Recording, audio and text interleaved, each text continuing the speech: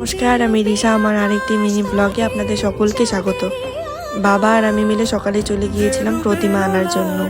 আমাদের এখানে যে পাড়ার পুজোটা হয়, সকল বাচ্চারা মিলে করে, সেই পুজোটায় এবার ঠাকুর আমি আর আমার ভাই মিলে দেব। এই জন্য আগে তো আমরা যখন ছোট ছিলাম তখন তো আমরা শাড়ি পরে স্কুলে ছুটতাম, বাট এখন তো আর স্কুলে পড়ি না, তাই ক্লাবেই পুজো করি। আর বাড়িতে আগে পুজো করতাম, বাট এবার ক্লাবেই আমরা পুজো করব।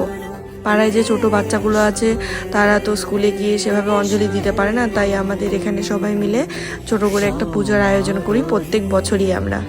এবছর সংকল্প আমার ভাই করেছে, আর আমি এই উদ্দেশ্যেই ঠাকুরটা দিয়েছিলাম, কারণ ও যখন ছোট ছিল তখন ও এত কিছু বুঝতো না, এখন বড় হয়েছে, তাই ওর দ্বারা এই জিনিসগুলো করাতে আমারও বেশ ভালোই লাগে। যে পুজো সম্পূর্ণ করে সবাইকে প্রসাদ বিতরণ করে আমরাও রাত্রেবেলা প্রসাদ নিলাম।